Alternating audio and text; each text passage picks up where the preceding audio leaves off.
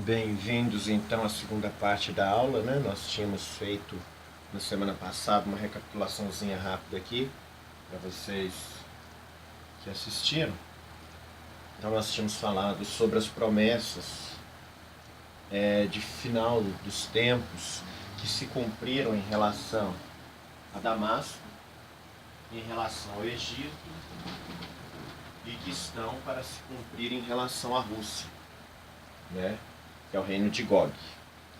E aí ficou da gente estar falando nessa semana sobre as duas testemunhas, né? O arrebatamento e o anticristo.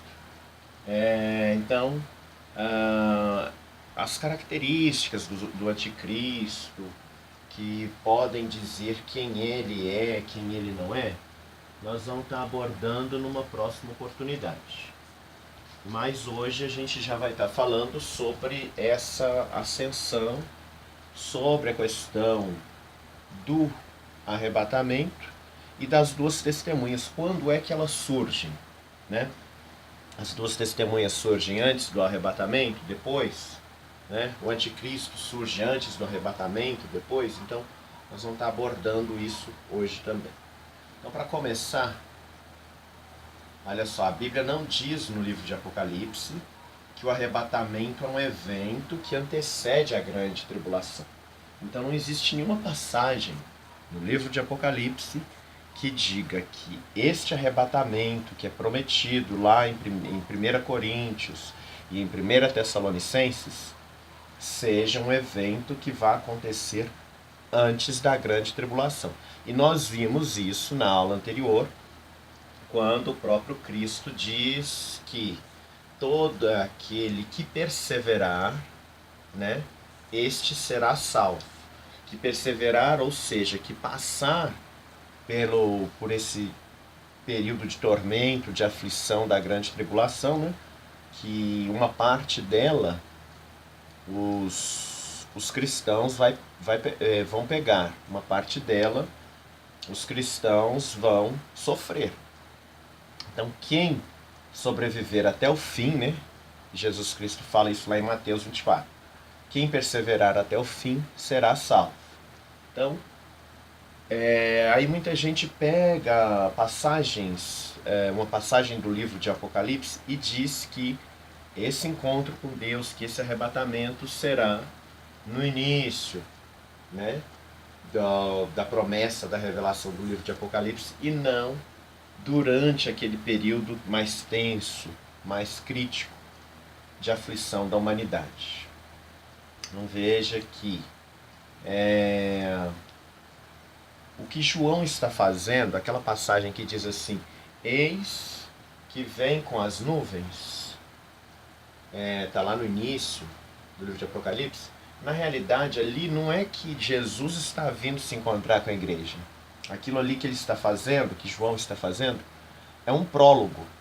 Então ele está saudando as 7 igrejas da Ásia e está também fazendo um prólogo para essas igrejas, para aqueles que fossem ler, ele está dando uma explicação do que há de acontecer, né? Olha lá, Apocalipse capítulo 1, versículos do 4 ao 7. Então no verso 4 ele diz, João às 7 igrejas que estão na Ásia. Pus pontinhos aí porque não tem necessidade de a gente continuar o versículo para a gente poder fazer uma aula mais rentável. O 5. E da parte de Jesus Cristo, que é fiel testemunha, agora, aquele que nos ama, na sequência do versículo, aquele que nos ama, aquele, né, que nos ama, verso 6. E nos fez reis e sacerdotes para Deus e seu Pai. Eu pus esse versículo aqui, essa parte do versículo em vermelho, pelo seguinte, quando ele diz e nos fez reis e sacerdotes para seu Pai, para Deus e seu Pai, isso não aconteceu ainda. É uma promessa que nós temos de que Os verdadeiros cristãos, aqueles que pregaram a palavra, ensinaram sobre a Bíblia, sobre a verdade de Deus, eles serão reis e sacerdotes para Deus, seu Pai. Isso é uma promessa para quê? Quando chegar o momento de Deus trazer para esse mundo o governo que ele nos promete, então essa promessa vai ser para aqueles que cumpriram com a vontade de Deus. Vai ser para aqueles que fizeram a vontade de Deus de pregar a palavra. Então essas pessoas serão o quê? Reis e sacerdotes junto com Deus para toda a eternidade. Tá? Mas isso é para algo futuro ainda. Aí o que acontece? Eis que vem aí o 7.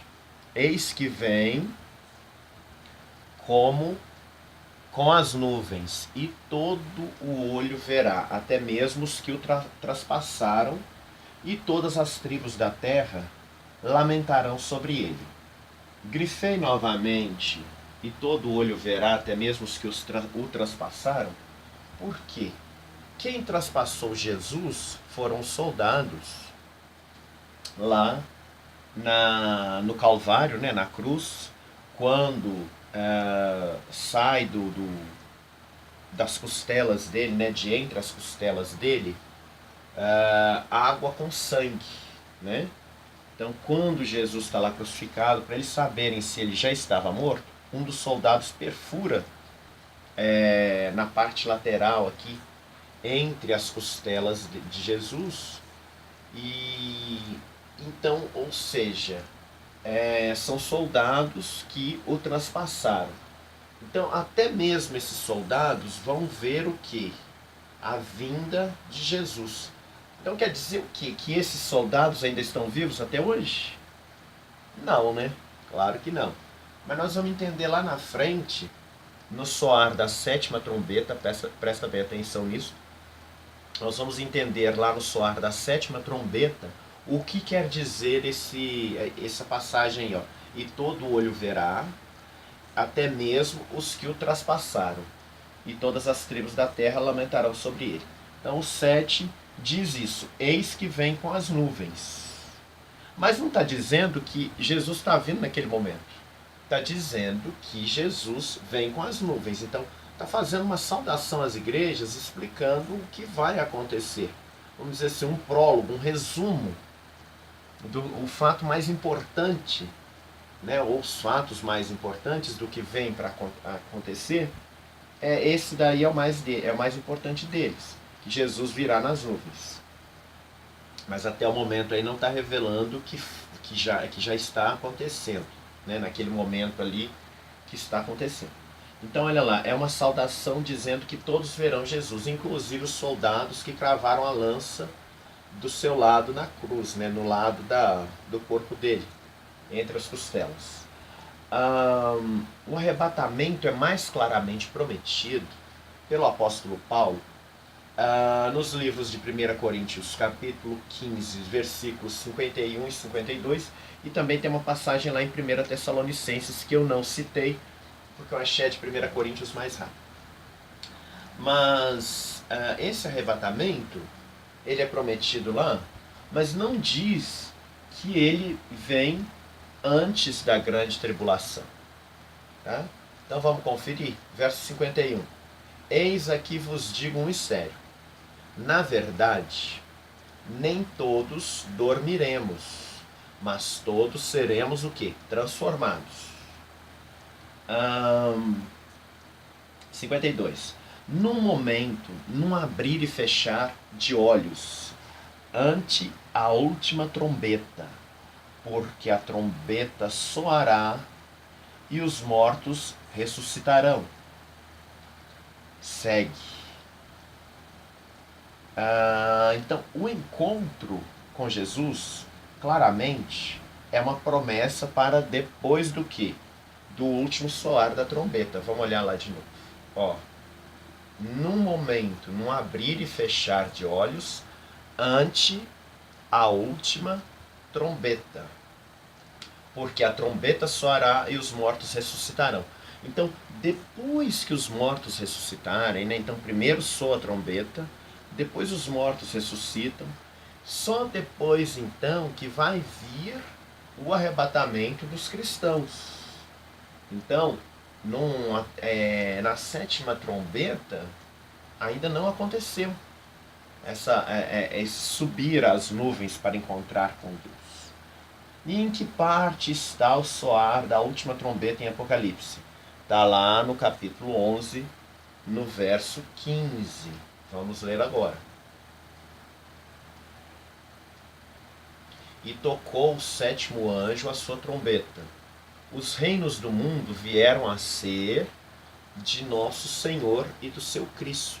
Então, quando o sétimo anjo toca a trombeta, outros anjos proclamam: os reinos do mundo vieram a ser do nosso Senhor, do nosso Deus e do seu Cristo, Jesus, né?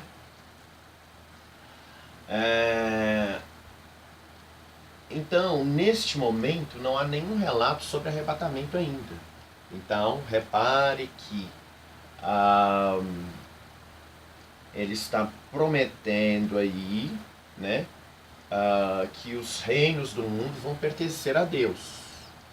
E já foi anunciado que, nesse soar aí, a subida dos mortos que perseveraram na fé, né, que morreram, por exemplo, 100 anos atrás, 1000 anos atrás, etc. Esses mortos, os que já estiverem mortos na época do soar da sétima trombeta, vão ressuscitar. Uns para subir aos céus, encontrar com Jesus, né, para esse reino de Jesus. Os outros vão direto para as profundezas, vão direto para a morada do inferno. Então, olha só, neste momento não há nenhum relato sobre arrebatamento ainda. Pelo contrário, há o que existe, né? É a fuga da igreja, conforme Apocalipse 12, verso 6, que é o período,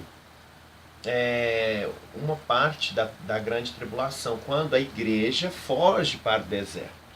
E a mulher fugiu para o deserto, onde já tinha lugar preparado por Deus para que ali fosse alimentada durante 1260 dias. 1260 dias correspondem a 3 anos e meio. Então quer dizer, durante 3 anos e meio, a igreja, que é a mulher, vai ficar no deserto sendo alimentada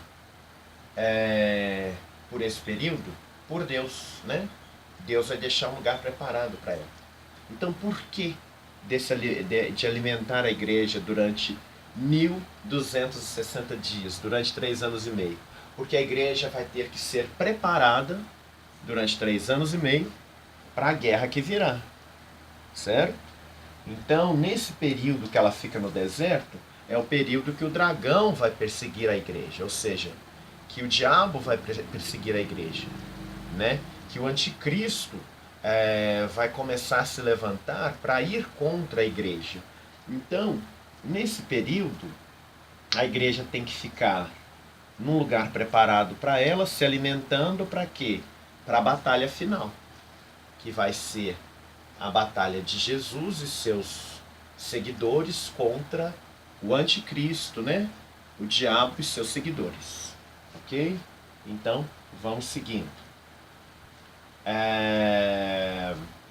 Quanto tempo será da grande tribulação? 7 anos, sendo 3 anos e meio de paz e 3 anos e meio de grande sofrimento e guerra. Então repare que a igreja vai ficar então 1260 dias no deserto, ou seja, 3 anos e meio no deserto, sendo alimentada, né? Olha lá, os 1260 dias correspondem aos 3 anos e meio de grande tormento e aflição. A igreja estará refugiada onde? No deserto. Neste soar da sétima trombeta, então repare que a gente está fazendo aí a sequência dos fatos. É importante você estar prestando atenção que os fatos estão acontecendo na sequência e ainda não houve o arrebatamento. Neste soar da sétima trombeta, acontecem os seguintes fatos importantes. Então, olha lá.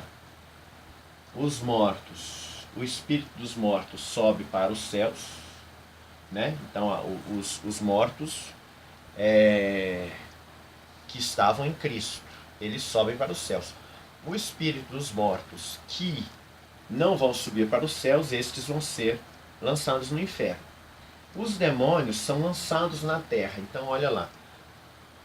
Em Apocalipse, capítulo 11, versículo 18, o espírito dos mortos que são, está falando do espírito dos mortos que são ressuscitados para encontrar com Jesus. No capítulo 12, verso 4, está falando que a cauda do dragão lança 1/3 das estrelas para a terra. Essas estrelas se referem aos anjos que caíram, que se corromperam junto com o dragão, ou seja, junto com Satanás, que são aqueles anjos que eram de luz e que se tornaram demônios. Então, os demônios são lançados na terra. Certo. Aí na sequência, o dragão vai até o deserto perseguir a igreja. Enquanto o Messias deixa seu reinado na terra definitivamente. Isso está lá no capítulo 12, versos 5 e 6. Então o dragão vai perseguir a igreja, lá no deserto. A mulher que fala, né, que a igreja está com dores de parto, né, porque está nascendo o Messias. Aí muita gente acha que essa passagem está se referindo ao nascimento de Jesus, quando Maria vai para o deserto, né? Ela vai para o deserto, não, que ela vai para Belém para poder ter Jesus, né? Que ela está lá sendo perseguida, que com medo do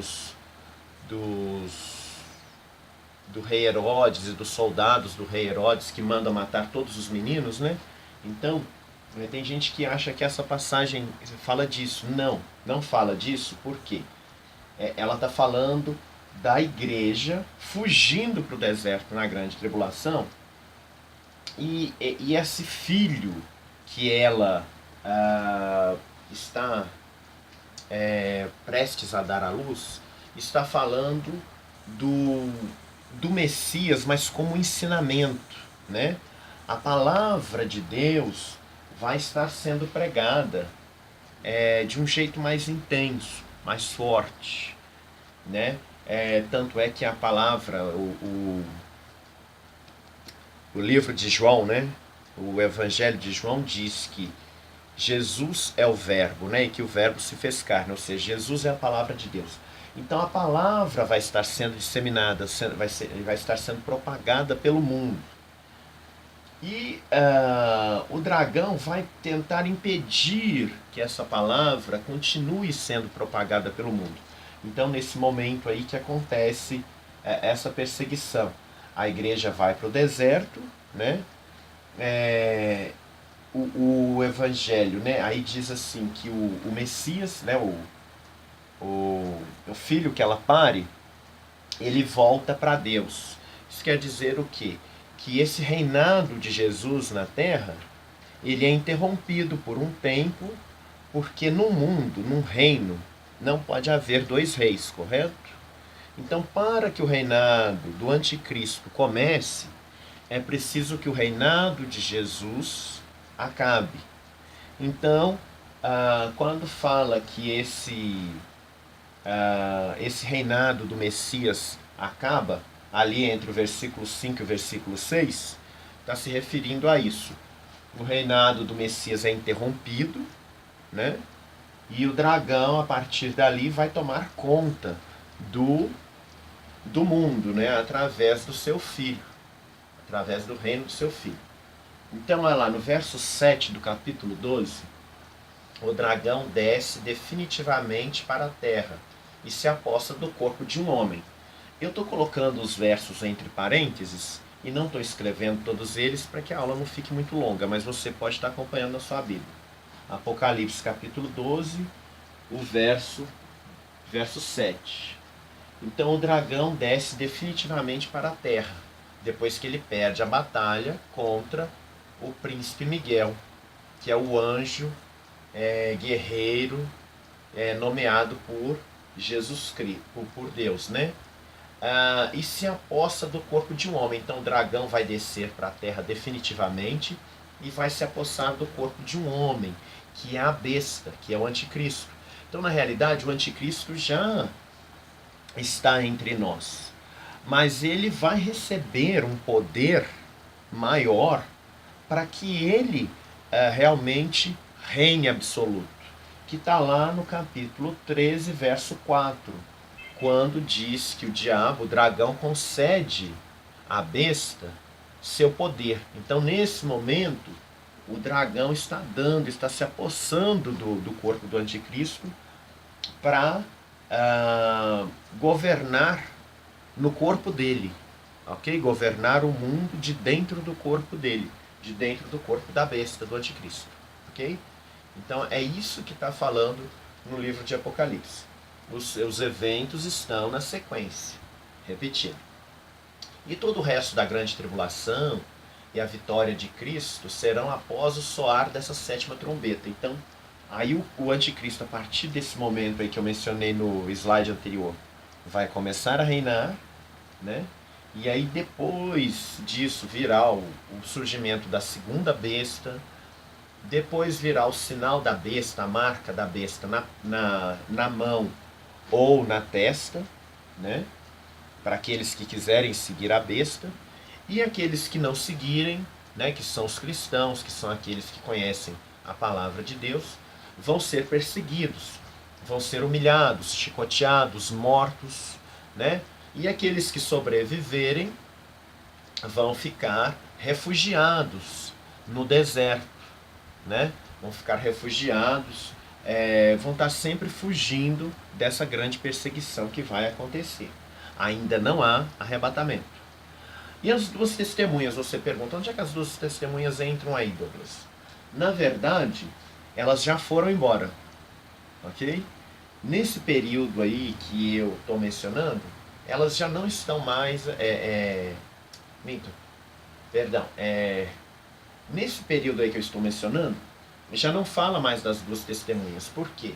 Elas vão embora, elas vão sair do mundo depois que acabarem os 3 anos e meio de paz. Então, olha onde que elas aparecem. Elas aparecem antes de começar a grande tribulação, um pouquinho antes de começarem os 7 anos é que elas vão aparecer, olha lá. Elas surgem antes da ascensão do anticristo. Eu coloquei a ascensão entre aspas, porque quando as duas testemunhas chegarem ao mundo,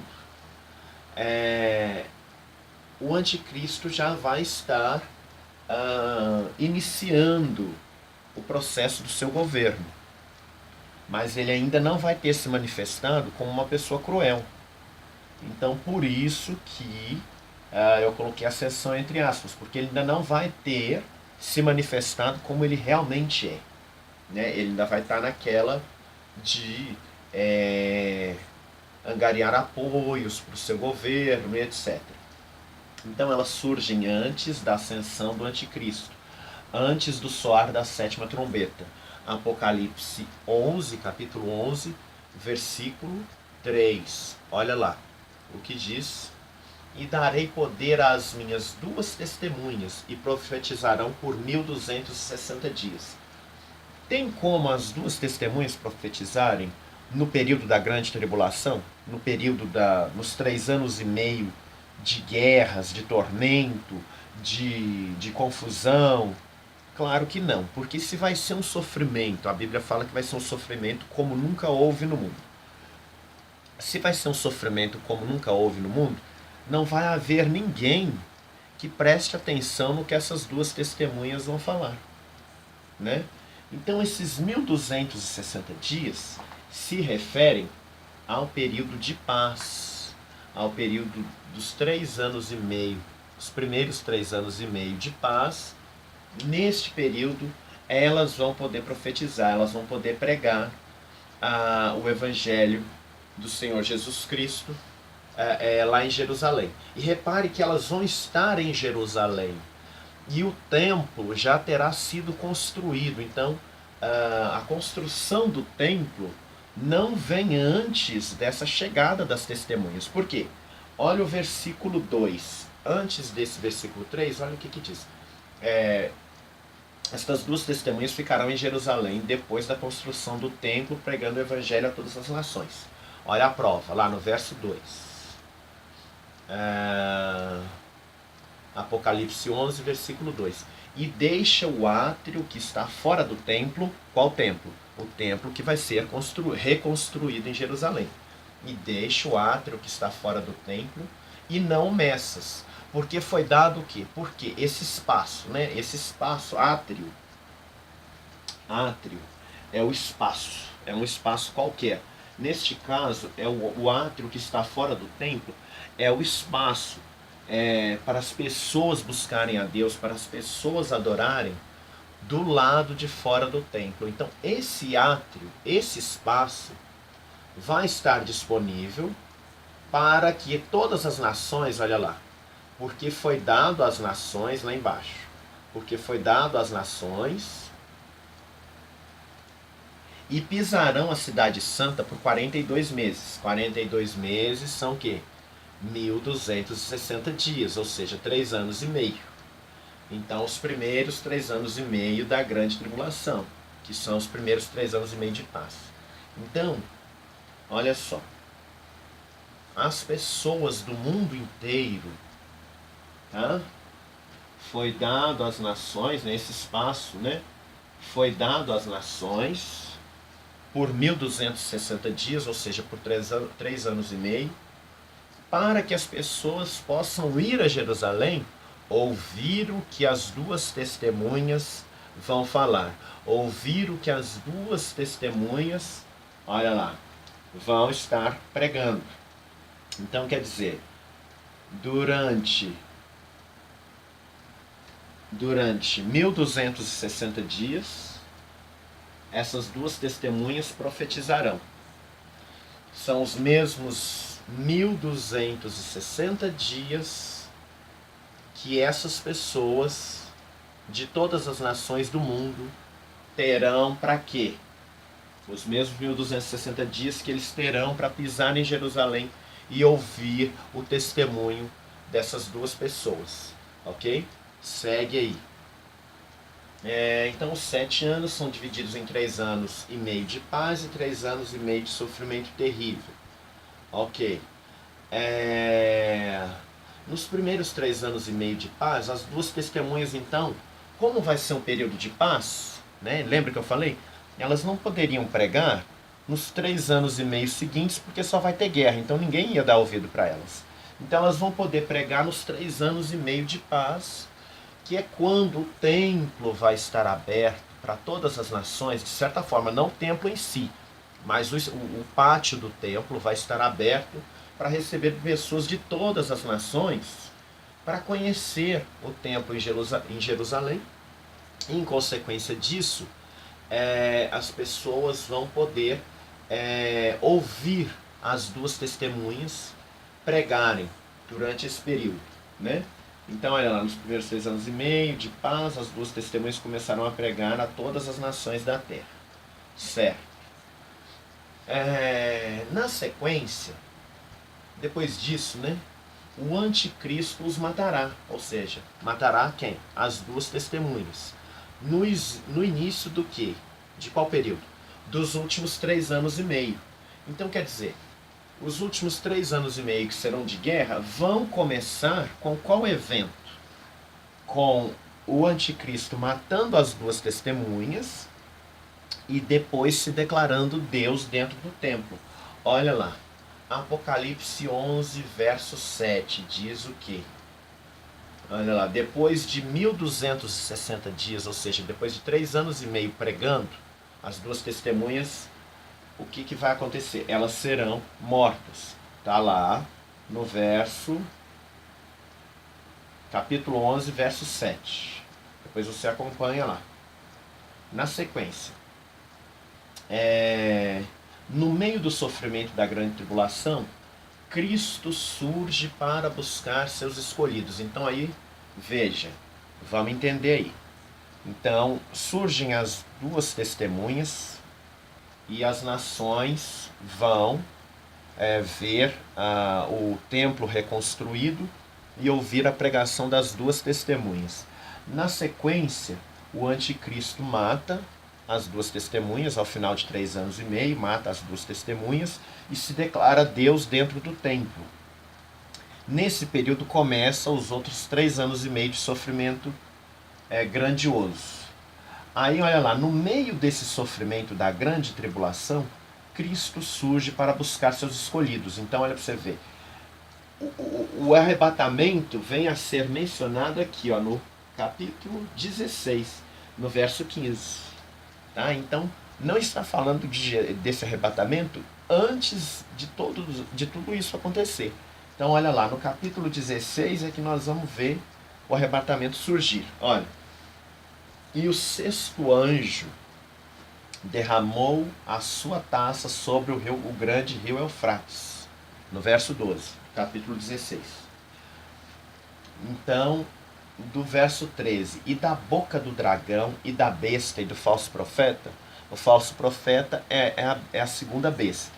A primeira besta é o anticristo propriamente dito.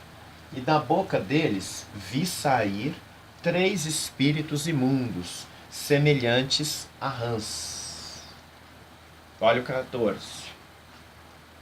Porque são espíritos de demônios que fazem prodígios. Então lembra que eu disse para vocês que o espírito do dragão se apossaria do anticristo, né? O espírito do diabo se apossaria do anticristo para que ele fizesse grandes sinais. Então, tá aí, esses 3 espíritos, né, são de demônios que fazem prodígios, os quais vão ao encontro dos reis de todo o mundo. Então, os quais espíritos, né, vão ao encontro dos reis de todo o mundo para quê? Para congregar para a batalha naquele grande dia do Deus Todo-Poderoso. Então, o que acontece? Os 3 espíritos, eles reúnem os reis de toda a terra, todos aqueles que admiram o anticristo, que admiram os feitos, os prodígios dele e do falso profeta, para que esses 3 espíritos convencem toda a terra a congregar, né, a se juntar para a grande batalha, porque o diabo sabe que ele vai ter que guerrear contra Jesus. Então ele tem que juntar o máximo possível de reis, de pessoas, junto com ele para esse evento que vai acontecer no Armagedon, ok? Aí o que acontece na sequência? Verso 15. Agora sim aparece Jesus dizendo: eis que venho como ladrão. Aí o que acontece? Nesse momento, bem-aventurado aquele que vigia e guarda os seus vestidos, para que não ande nu e não se vejam as suas vergonhas. Então é nesse versículo que Jesus vem como ladrão. No versículo 15, né? Olha lá, no versículo 15, eis que venho como ladrão. Então, a partir de então, é que Jesus vem buscar a igreja. Rapidamente, num piscar de olhos, aí como está dizendo lá em Coríntios, né, em 1 Coríntios, num abrir e fechar de olhos, Jesus aparece como um ladrão buscando a igreja. Mas isso já está no capítulo 16, ou seja, a maior parte dos acontecimentos já aconteceu. E aí, olha a pergunta que eu deixo aí para você pensar. As pessoas serão arrebatadas nesse momento e levadas para onde? É para o céu? Porque os pastores e esse povo todo que fala desse arrebatamento falam de que a igreja vai encontrar com Jesus nas nuvens. Tá, até aí está correto, na Bíblia fala isso mesmo, né? Lá em Tessalonicenses esse encontro vai ser dado nas nuvens. Mas essas pessoas não vão morar no céu ainda. Olha para onde que elas vão.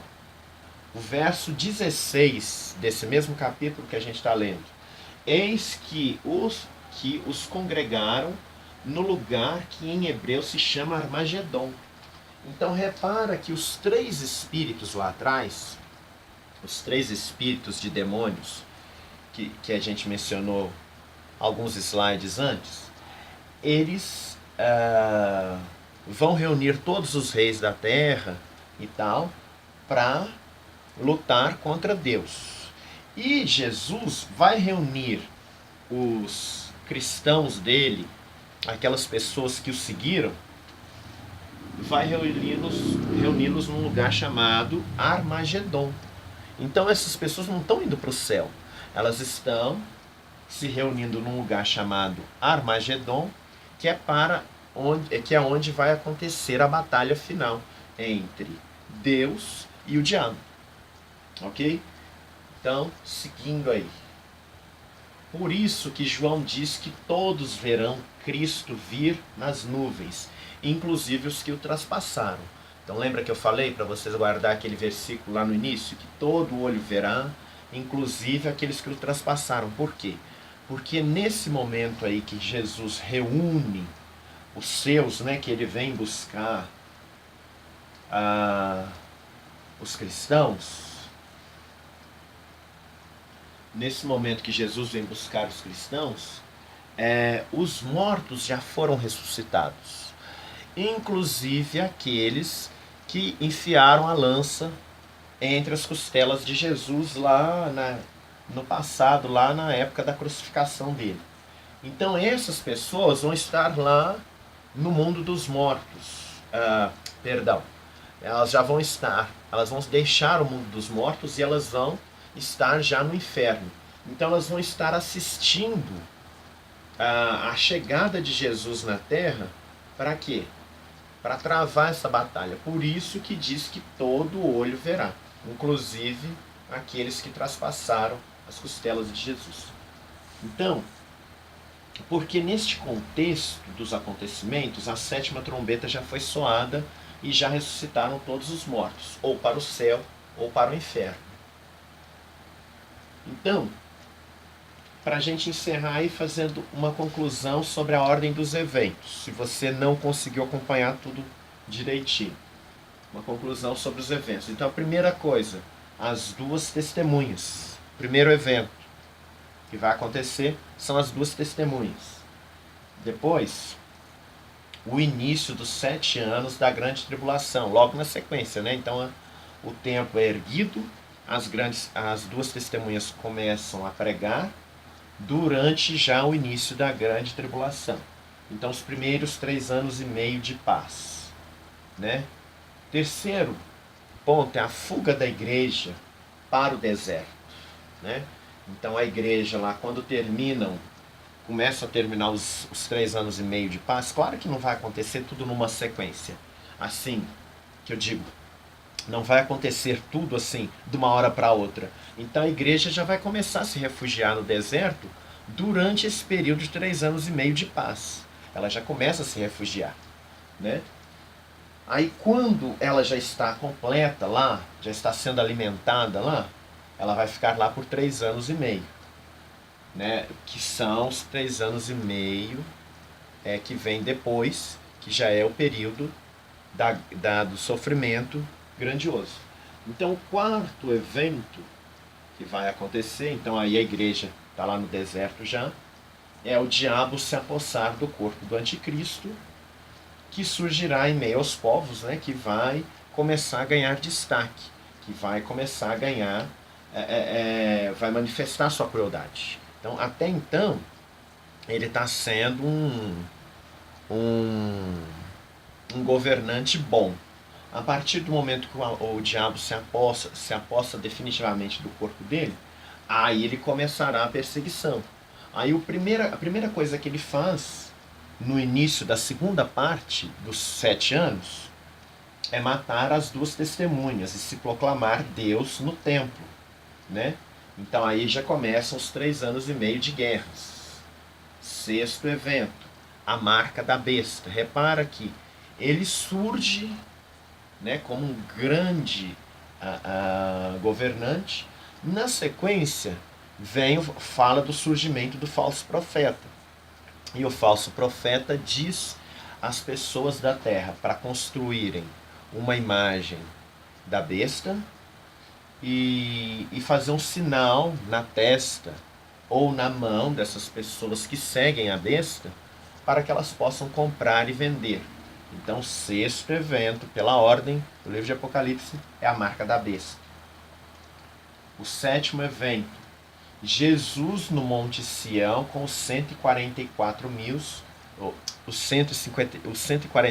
mil que não se corromperam. Então, esse evento aí que vai acontecer não é aquela coisa que as testemunhas de Jeová dizem que só 144 mil serão salvos. É que 144 mil serão tirados das 12 tribos de Israel, das tribos de Israel, né? Porque a tribo de Dan fica fora. 144 mil serão tirados das tribos de Israel. Estes que nunca se corromperam, que nunca foram inflamados no pecado. Então eles vão ser tirados e Jesus vai reunir com eles no Monte Sião, né? O sétimo evento. O oitavo evento é o anúncio da condenação da besta e dos seus seguidores, que já vai estar, porque aí Jesus já vai estar começando a reunir seu povo para essa guerra, então aí ele já anuncia a condenação da besta. Os anjos anunciam, né, a condenação da besta e de todos aqueles que têm a marca da besta. O nono, a ira de Deus derramada sobre a terra. Então é quando Deus manifesta toda a sua ira sobre aqueles que seguem a besta e o falso profeta. Décimo evento, Jesus vem, então aí ó, capítulo 16, versículo 15, a vinda de Jesus para buscar a sua igreja. 11º evento, a queda de Babilônia, a grande prostituta das religiões e das duas bestas. Então, tanto a Babilônia, essa igreja, essa prostituta das religiões vai cair, que eu já mencionei qual igreja que é, e as duas bestas também vão cair junto com ela. Então, na realidade, quando fala a queda da Babilônia, se refere a todas as religiões, mas em especial a religião que nomeia o anticristo como líder mundial, né? E o falso profeta também sendo o segundo nessa linhagem, nessa hierarquia.